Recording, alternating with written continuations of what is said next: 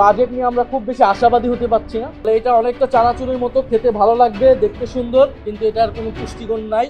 11 June বৃহস্পতিবার 2026-27 অর্থ বছরে 9,38,000 কোটি টাকার বাজেট ঘোষণা করেছেন অর্থমন্ত্রী আমির খসরু মাহমুদ চৌধুরী। আর এরপর থেকেই প্রস্তাবিত এই বাজেট নিয়ে নানা মহলে শুরু হয়েছে আলোচনা সমালোচনা। সরকারি দলের পক্ষ থেকে বাজেটকে ইতিবাচক বলা হলেও কেউ কেউ এটাকে মনে করছেন অতি উচ্চাভিলাষী বাজেট হিসেবে। কেউ কেউ আবার বলছেন এটি একেবারেই গতানুগতিক।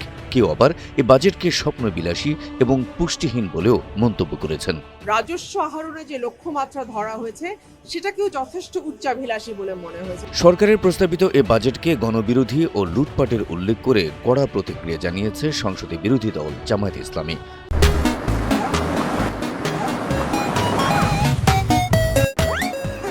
এই বাজেটের প্রতিবাদে বৃহস্পতিবার রাতে রাজধানীতে বিক্ষোভ মিছিল ও সমাবেশ করেছে দলটির সহকারী secretary general HM Hamidur Rahman Azad বলেন, এ বাজেট অতিমাত্রায় ঘাটতি ও ঋণ নির্ভর। জনমুখী সংস্কার এবং অর্থনৈতিক রূপান্তরের কোনো সুস্পষ্ট প্রতিফলন নেই। এ সময় বাজেটটিকে গণবিরোধী ও লুটপাটের বলেও উল্লেখ করেন তিনি।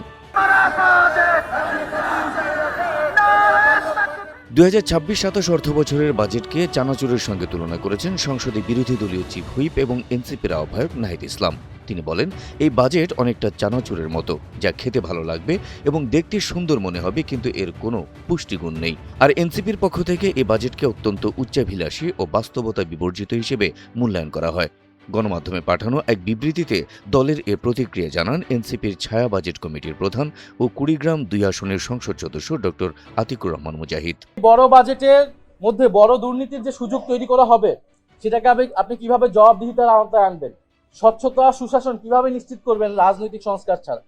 ফলে এই রাজনৈতিক সংস্কার কিন্তু, অর্থাৎ জুলাই সনদ যখন বাস্তবায়ন করেনি সরকার এখন পর্যন্ত, ফলে এই বাজেটের ভিতর দিয়ে যে দুর্নীতি করার অবাধ পথ তৈরি হবে, সেটাকে কিভাবে সরকার জবাবদিহিতার মধ্যে আনবে, এটাও আমাদের কাছে নিশ্চিত না আমরা।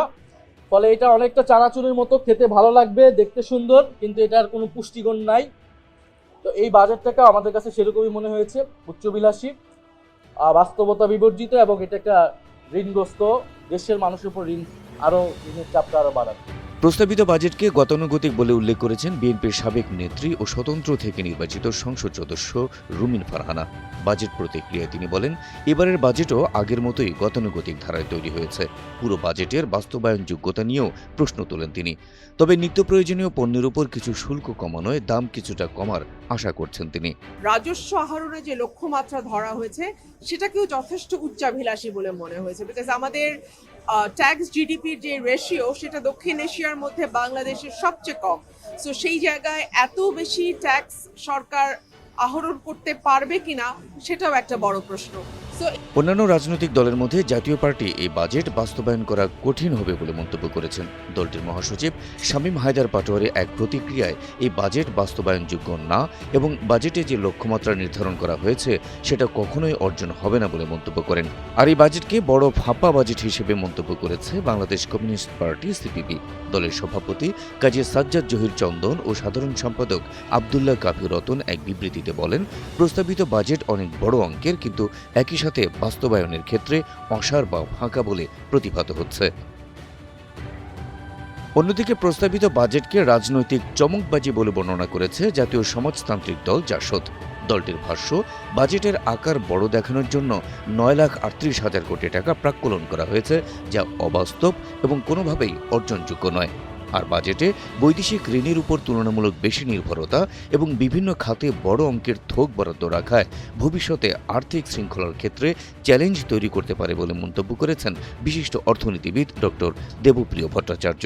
এই সুন্দর বাজেটটিকে আগামী দিনে কিভাবে ওনারা বাস্তবায়ন করেন সংস্কারের পথে, যে সেটাই দেখতে চাই। তবে আলোচনা সমালোচনা যাই থাকুক, প্রস্তাবিত এই বাজেটকে একটি ক্রিয়েটিভ বাজেট হিসেবে মনে করছে সরকার। সব শ্রেণীর মানুষের কল্যাণের কথা চিন্তা করে এই বাজেট প্রণয়ন করা হয়েছে বলে জানানো হচ্ছে সরকারের পক্ষ থেকে। যদিও বাজেটের লক্ষ্যমাত্রা কতটা অর্জিত হবে, কতটা আশা পূরণ করবে জনগণের, তা নির্ভর করবে এর কার্যকর বাস্তবায়নের উপর।